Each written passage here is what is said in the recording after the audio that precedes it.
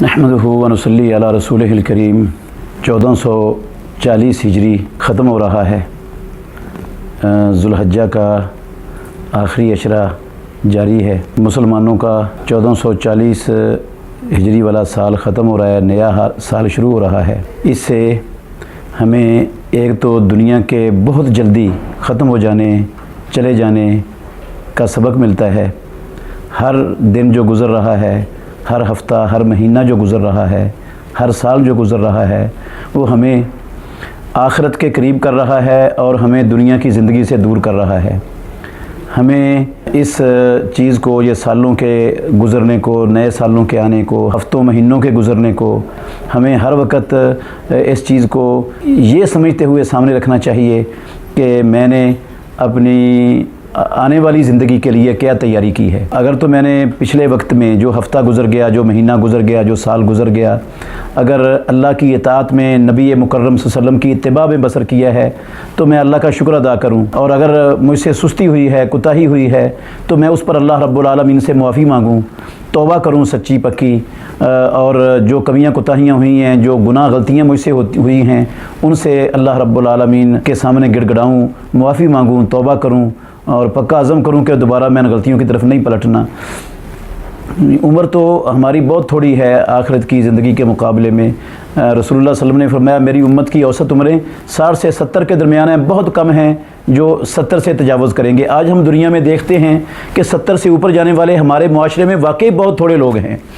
तो हमें एक तो ये साल के ख़त्म होने पर, नए साल के अंदर दाखिल होने पर, अल्लाह के दुश्मनों के नक्शे कदम पर चलते हुए जिस तरह वो अपने ईसवी साल का ख़त्म होने का और आने का जश्न मनाते हैं, रातों को फायरिंग होती है, शराबें पीते हैं, बदकारियाँ करते हैं, तो उस तरह का उनकी नक्काली करते हुए उनके तरीके से बचना चाहिए। हमें ये देखना चाहिए कि हमने इस गुज़रे हुए साल में क्या नेकियां की हैं, तो उनकी हम हिफाजत करें, उन नेकियों के अंदर मज़ीद इजाफ़ा करें।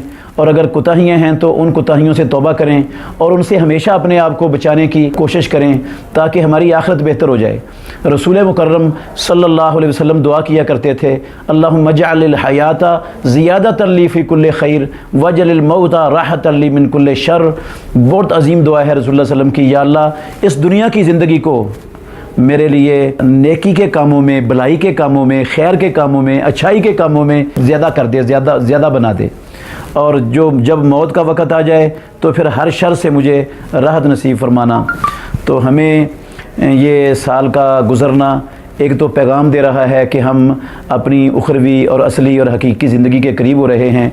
हमें उसकी बहुत ज़्यादा तैयारी करनी है, अपने अमाल को ज़्यादा से ज़्यादा करना है, क्योंकि हमारा असल असासा जो कब्र में और जो आखिरत में हमारे काम आने वाला है वो हमारे नेक आमाल ही होंगे।